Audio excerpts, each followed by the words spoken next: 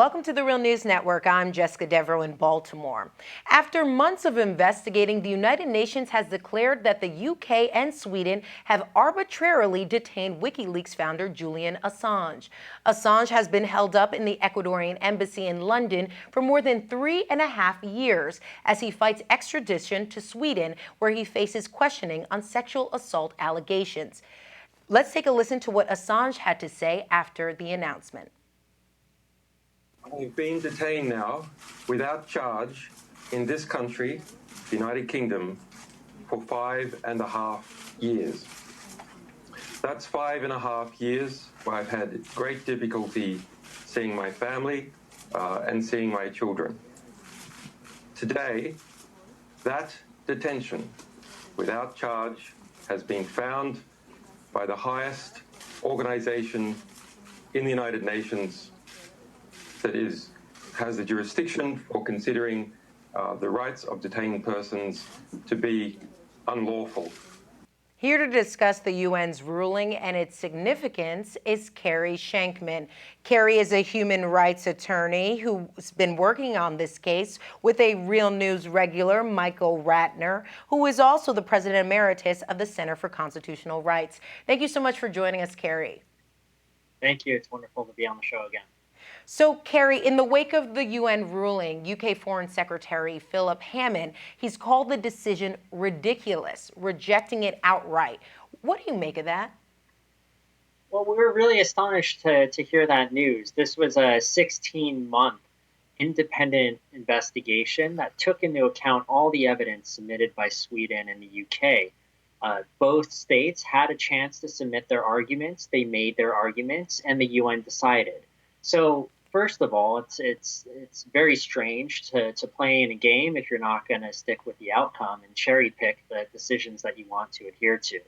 More fundamentally, there's something very disturbing about a major Western European power shaking off a decision from the working group.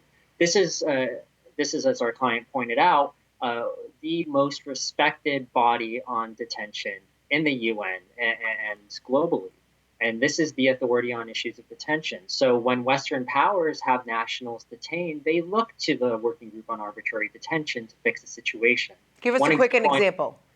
Yeah, so one example would be the case of the Washington Post journalist who was detained in Iran.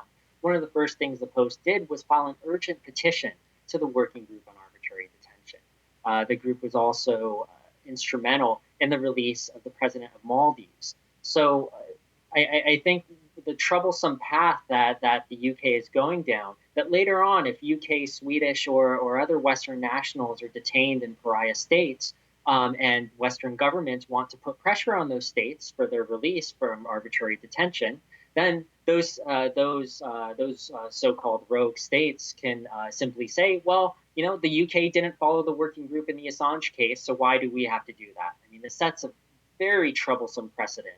Okay.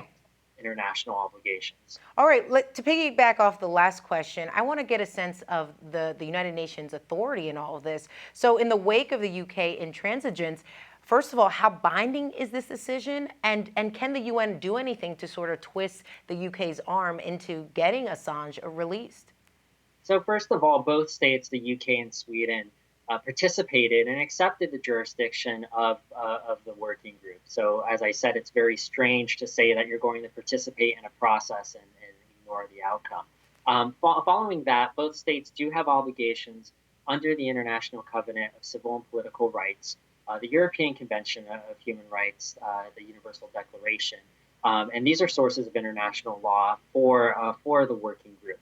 It has follow-up procedures, and also the working group opinions are relied upon by international tribunals. So, for instance, when the European Court of Human Rights, which is a forum that has express appellate power over European states on human rights issues, when the European Court gets a case on detention, quite often it will rely on the opinions of the Working Group of Arbitrary Detention.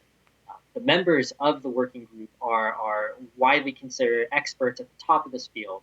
They range from academia to practice in international tribunals, have written books, a lecture. I mean, extremely highly qualified. And not only are they determining cases, they are really clarifying and setting the law for detention. So it is actually extremely significant for the UK and Sweden to even consider departing from a decision from the working group.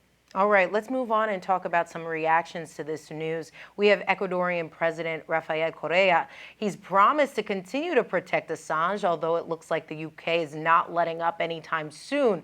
What are Assange's legal options, you representing him, moving forward?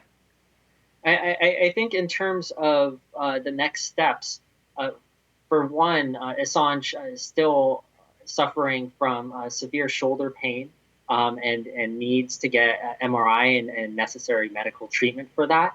Many months ago, he requested access to a hospital, which the UK denied. They essentially said that he has to either have his asylum or go to a hospital, but he can't have both, which is unacceptable in terms of his rights. Human rights don't work that way.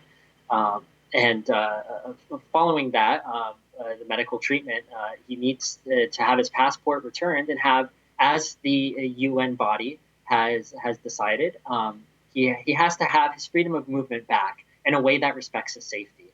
I might actually present just one snippet from their opinion that the UK and Sweden really need to respect his asylum. The UN body held, quote, the grant itself, that's the asylum, the grant itself and the fear of persecution on the part of Mr. Assange, based on the possibility of extradition, should have been given fuller consideration, end quote. So what that means is that the UN is admonishing both states for failing to take into consideration Assange's asylum. And keep in mind that asylum is not about the UK, it's not about Sweden. That asylum is about the United States, where there continues to be an unprecedented attempt to prosecute Assange and WikiLeaks on part of journalistic activities that are protected under international human rights law and the First Amendment in the United States. Yes. But what's your next step, Carey? I'm trying to get a sense legally. What are you advising him? What's the next step? Well, I mean, the opinion just came out this morning, so our legal team is still reviewing the options that are created by this decision. Okay.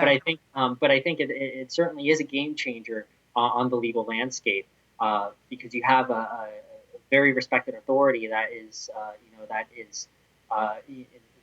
decisive in many other fora, whether they be domestic and international.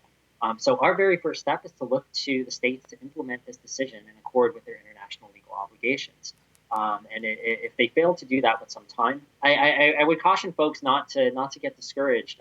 This is the first day, and oftentimes with the negotiations, like with the journalist in Iran, with the Maldives case, these cases take some time to implement. So you may not necessarily see a result within just some hours of the decision being handed down. But I think once the dust settles, I think it certainly will open paths, whether they be legal or whether they be negotiation. All right. Carey Shenkman, thank you so much for joining us. It's always a pleasure having you on the program. Thank you for having me. And thank you for joining us on the Real News Network.